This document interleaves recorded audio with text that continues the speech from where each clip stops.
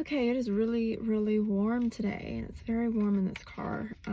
But I just wanted to go ahead and do this. So there's two different words that I'm needing to upload.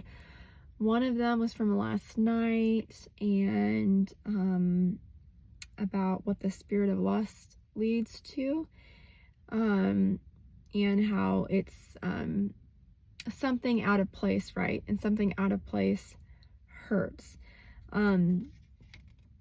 Because it's a perversion, right? Because there was a purpose in where lust is coming from, right? There's a purpose and place in that, so it's taking it out of purpose and out of place. And then what do you get? You get trauma, pain, sickness, disease, addiction, all those kind of things, oppression.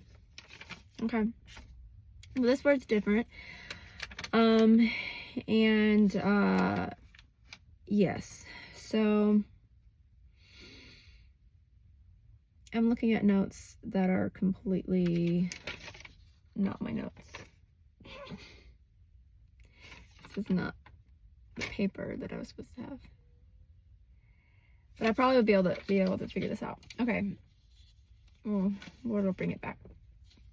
So 4th of July, it's getting hot right now. We're not quite there yet, but we're getting there.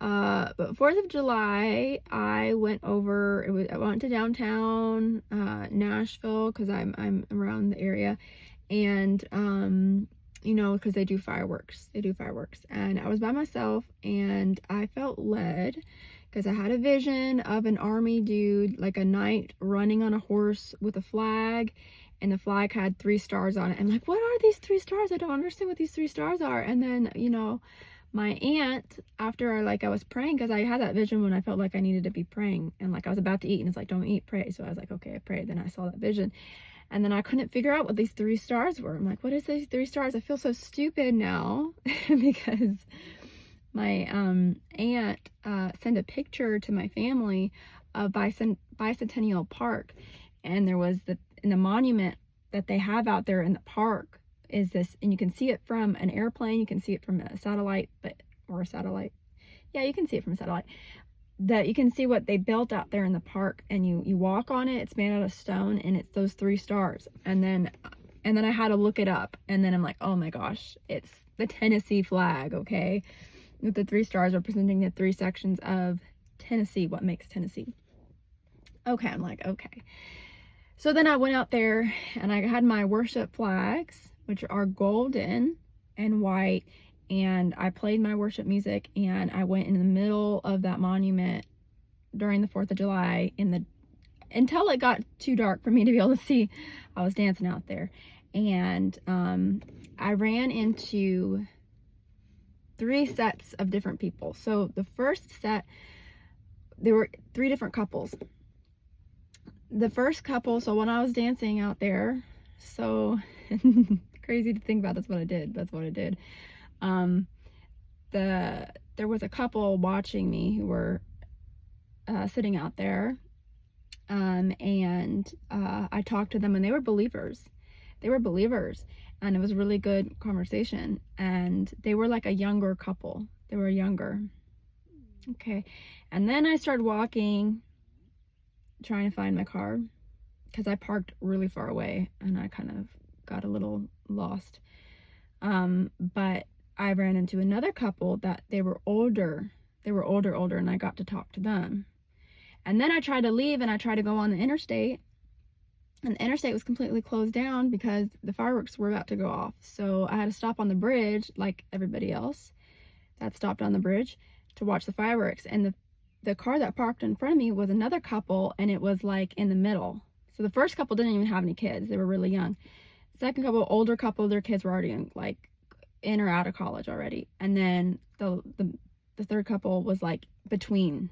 They had like 3 young children, and they were in the car in front of me. And the mom, she was pretty much just in her underwear and bra. It was warm. Anyways, she was very pregnant. She was very pregnant too. And oh my gosh, I still remember she was an entrepreneur. She was starting her own business with a salon. And I remember her and her husband, they were so lovey-dovey. It was adorable. They were so lovey-dovey. Like, you could tell they truly loved each other. So it was just really pretty to see that. And anyways. Yeah.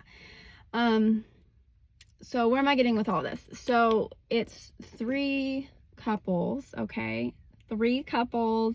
I didn't even realize this, but this whole 4th of July thing is Independence Day, right? It's when America had independence. What does that sound like? That sounds like deliverance. That sounds like leaving Egypt, right? Leaving the past. That sounds like having a new name, right? What happens when you get married? You have a new name. It also sounds like Ecclesiastes. Is it 3:11? I need to look. But in Ecclesiastes, it says a cord of 3 strands is not easily torn. And so that goes back to how it's 3. You know, when you're married, it's you and your spouse and God, right? And it's not easily torn when it's 3 strands. And then it also goes to, and this is a picture, which I will connect with this. And this morning, I went downstairs and my dad had ordered something and it was delivered, right? Delivered, like deliverance, right? It was delivered, and it was something that my dad had ordered, and it was these golden bags or something. It was gold, but it was wrapped in clear plastic, and it says, "This is a set, do not separate." Okay, gold. I worshipped out there with gold flags. The gold is representing refining fire, right? You're refined, right? And you come out as pure gold, right? And so when God is in the relationship, and God is the one who approves a relationship, and the scripture says what God joins together, let no man separate. So if God didn't join it, then separate, right? If God didn't join it, God wasn't in it. And then, like, you know, God's going to have you leave what wasn't of him, right? And then that's why you take every relationship you have to the Lord, right? But of what to foster, what who he wants you in your inner circle, right? And all that, and all those things. You take everything to God. You take everything to God. And who he has you stand for, who he has you intercede for, believe for, you know, all that. You take all that to God. Because you're living his life, right? You're called to live according to his will. Like Jesus said, I only see what the Father's doing, right? You do what he do. Like Jesus, he was led to the disciples specifically, and they all betrayed him, right? They all betrayed him, but they all came back, right? Except for Judas. So you see it, you see. But anyways, but God joins together, let no man separate. Okay, so these kind of relationships that God really ordained and really chose, these kind of relationships are going to go through fire, right? To be on fire. But these relationships go on fire because you have given it to God, right? So he was able to choose a person for you, and he's like, oh, you want me to choose your person? Okay, I'm glad you asked. And so he's going to test you. He's going to test the person, right? And it's going to be, and what happens, you know, when you get a wedding ring, right? It's like a ring of solid gold. And that's a song that I really like. Your love is enduring like a ring of solid gold, like a vow that is tested, like a covenant of old. You're making me like you. I think it goes like dressing me in white. Okay, it's a really beautiful song. It's a beautiful song. That's exactly what this is. So when you become married to the Lord, because even the Bible says this very clearly, I am your husband, okay? He is our covering, and marriage is representing Christ and the church, right? So that's our first love. So the Lord is representing this, and so truly we are married to him. So that's why we have to follow his lead, right? In order to have that relationship. And that's what was lost at the garden, and that's we are redeemed. So that's what we have now. So that's why it doesn't make sense to be like, I'm saved, but I want to be distant. You can't. When you're saved from being distant. So now you got to follow, right? It's a marriage. It's a covenant. That's what it is. Anyways, and you're becoming one with the Lord. So your heart's beating for what he beats. You feel what he feels, right? This is you in the spirit. And the flesh, though, because the flesh is going to die, The flesh is just like your feelings that are just guided by what you feel, right? So like if you, you know, if you're tired, you're tired. If you're sad, you're sad. If you're angry. You know, your feelings are just by kind of like right now in this car, it's really, really hot. So it can make me irritated right now because it's like 100 degrees in here, right? But in the spirit, my feelings right now are different than what my flesh is feeling, right? My flesh is in the spirit right now. I'm feeling pretty good, and I'm feeding my spirit. So this ain't bothering me too much, because I died in my flesh. Okay, and then you know you subject your flesh too, right? You put it under subjection because you are not a slave to your feelings. You're not a slave to that. You can tell yourself what you want to feel, right? It's like, you know what? You know, I may not feel like doing this, but I'm gonna guide myself right now. I'm gonna guide myself right now, and I'm gonna tell like the disciples when they fell asleep when Jesus was praying. He's like, "Can you not just stay with me for 1 hour?" And he's like, "The spirit is willing, the flesh is weak," and they kept falling asleep. But they kept falling asleep for sorrow because of all the things that Jesus was saying to them. They became sorrowful because they knew that he was going to be leaving. They should have known how that was going to happen because he told it to them plainly, but then it all played out. But anyways. And hey, it's Good Friday. So there you go.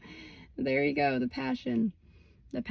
Jesus had passion. That was his desire. Okay, now that's bringing me back to what I was talking about the package. So I have a picture of it, but it said, this is a set, do not separate. So gold, this is from the Lord. Okay, so God has had you in separation probably a lot.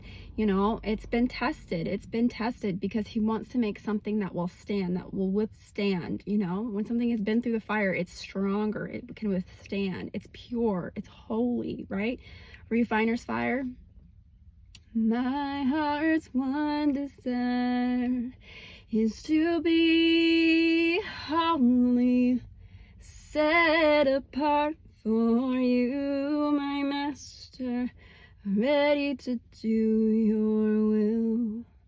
I choose to be holy. So there's a choice in that too. But anyways, choice to put on the ring, right? So he said, this is that, do not separate. So there's going to be warfare against these relationships, power couple. That's what it is, right? That's what it is. So God is joining a lot of power couples right now. And so these are people who are set apart, who have decided to be to be with the Lord, right? And have given their relationship over to the Lord so he could test it, so he could put it through fire to make a relationship that is really, truly pure and holy. And this kind of relationship is a relationship that lasts.